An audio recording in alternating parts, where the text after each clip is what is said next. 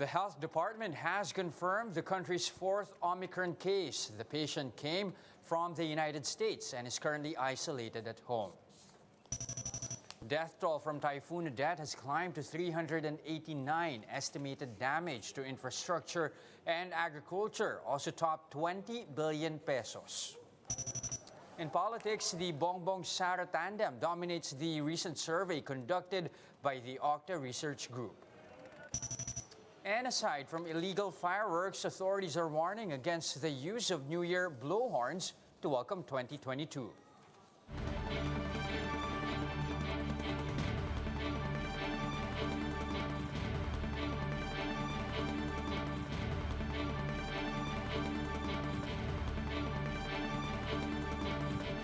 Fast, focused, and fearless. Here's a roundup of stories we're watching now. I'm Jess De Los Santos. The DENR is working on a relocation program for residents living near the shores in Siargao. Marian Enriquez has the report. Residents of Burgos and Siargao witnessed the strong winds and rain that battered their area during Typhoon Odette's onslaught. Everything was ruined. All houses were wiped out. Among those rendered homeless was 76-year-old Nanay Santa from Poblacion 2. She said the typhoon spared nothing from her home. Wala na kaming bahay, wala na kaming damit. Lahat ng gamit din na ng alon. Lahat talaga, wala. Rogelio, meanwhile, used the wood and roofing he managed to salvage from his old house. Strong waves also destroyed the 3-meter-high seawall in the area. Fortunately, no casualties and missing persons were reported in the town. The Environment Department says they will prohibit residents from returning to the seashore to rebuild their homes. Instead, they will allot lands for relocation under the Protected Area Community-Based Resource Management Agreement or PACBARMA. Ang importante po, meron po sila mapagtatayuan ng bahay nila dahil hindi na po sila papayagan sa ating pong karagatan. The government will provide construction materials. A tree planting activity is also underway. But the LGU continues to ask for more relief assistance. Kulang pa rin. Yung stock na nakapile dito, kulang pa rin. Kasi 6 na barangay ang sakop ng Burgos. Oo, so kulang pa rin.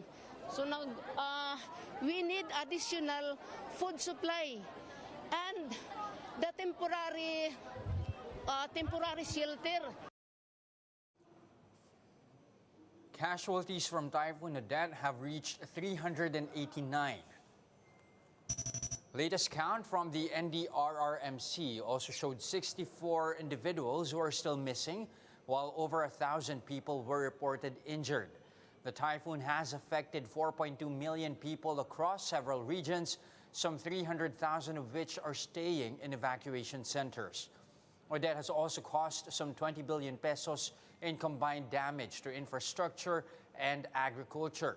More than 300 cities and municipalities have been placed under a state of calamity. Aside from illegal firecrackers, the public is also being discouraged from using noisemakers or torotot to welcome the new year. Romel Lopez with the story. With a few days left till the new year, people have started to flock Bukawi, Bulacan to buy fireworks. But as the demand rises, prices have also increased by 70 to 100%. Aerials are now priced at 800 to 15,000 pesos. Sparklers are now 50 to 300 pesos, and fountains are being sold at 35 to 700 pesos. Vendors say this is due to the lack of raw materials. Kami araw-araw kaming gumagawa pa. Kulang talaga ang supply this year kasi nga bawas yung mga naigawa ng tao dahil sa hirap na makaangkat ng mga chemicals. But some people don't mind spending more. Tumaas ang presyo. Pero hindi naman araw-araw to eh. Once in a year lang naman, kaya tsaka para pamahain din namin na pagka maraming pamutok, maraming nadating na pera. But at the same time, authorities are warning the public against the use and sale of illegal firecrackers. This includes Super Lolo, Pla-Pla, Giant Whistle, Goodbye Philippines, Piccolo, Pop-Pop, and Watusi. We want to make sure that wala pong magbebenta at walang lalabag sa batas. The health department has so far logged 19 firecracker-related injuries, 58% higher compared to the same period last year. 37% of this year's cases are from Region 6. Because of the COVID-19 pandemic, the use of torotot is also not advisable. Iwas din muna ang paggamit ng torotot, pito o iba pang mga laruan na ginagamitan ng bibig upang maiwasan po natin ang pagkakahawa-hawaan. Mas masaya po ang pagsalubong natin ng bagong taon kung tayo po ay ligtas at malusog. As the New Year celebrations draw near, the DOH is urging the public to continue observing health protocols. For News 5, Romel Lopez, we are One News. More stories after this short break. Stay with us.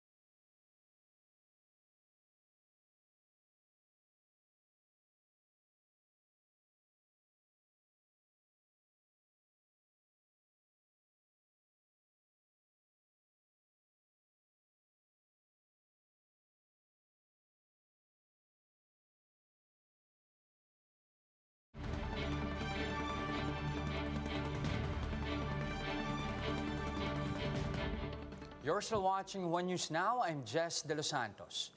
A fourth case of the Omicron variant has been detected in the country. Jen Calimon with the details.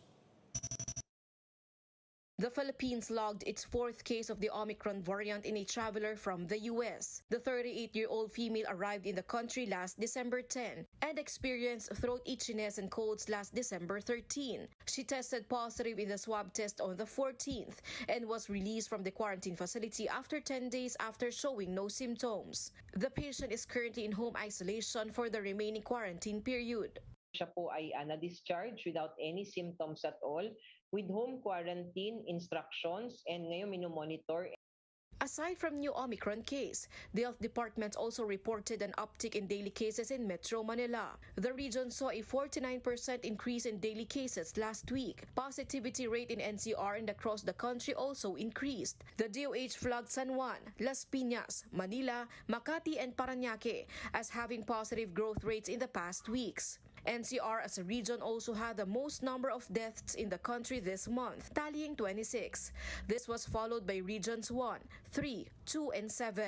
The DOH points to increased mobility as the reason behind the slight increase. Meron ho tayong nakikitang uptick ng kaso pero it's not significant enough yet, but it is an alarm. It is a warning for all of us that cases might start to increase. So kailangan magtulong-tulong po tayo lahat ngayon. The OCTA research group also observed a higher reproduction rate in NCR. Despite this, OCTA says the region is still under low-risk classification. By its definition, mababa pa rin risk pero kailangan talagang patuloy na pag-iingat at pagsunod sa minimum public health protocols. Infectious disease expert Dr. Ron Jean Solante also thinks upgrading the alert level is unnecessary at the moment. That is expected in a season where most people are going out. But for me, that reproduction number is not enough to say trigger that we should upgrade the alert level, no? Because that's still manageable. While cases remain manageable despite a slight uptick, the DOH isn't keen on the idea of relaxing restrictions. The department says compliance to health protocols and a wider vaccine coverage remain to be government's priority for now. Reporting for News 5, Jen Calimon. We are One News.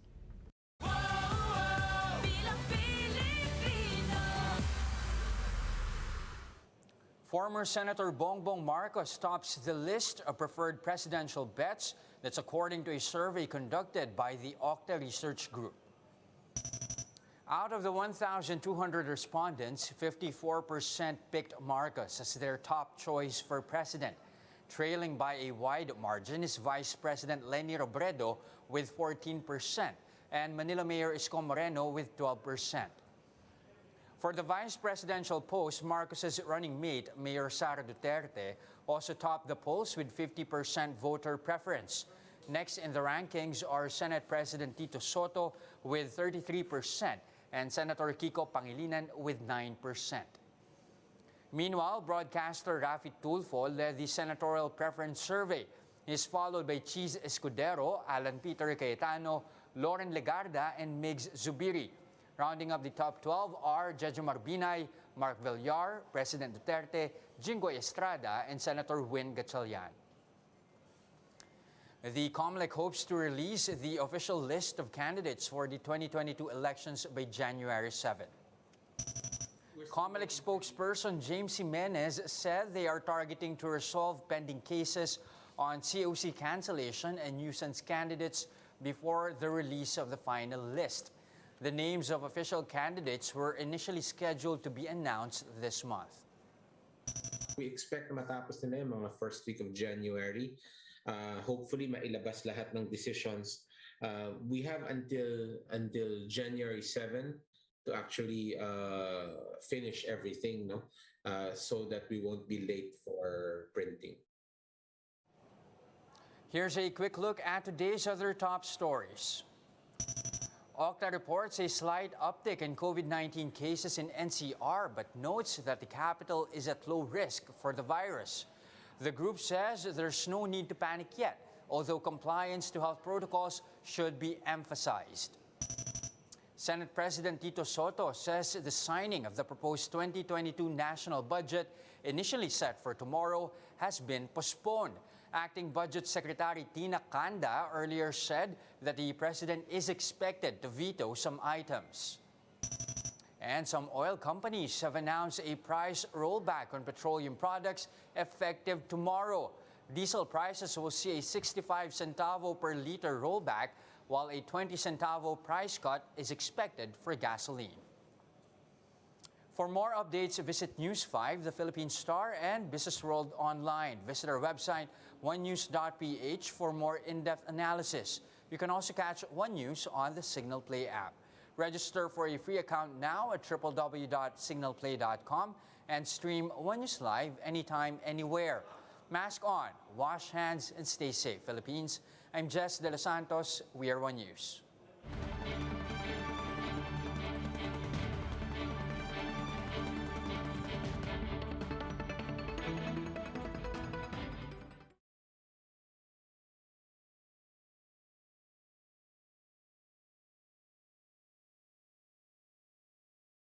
Balitang sports naman tayo, sold out ang tickets sa unang Christmas offering ng PBA mula nang tumama ang pandemya. Balik spotlight ang Manila Clasico at extra special ang rivalry game.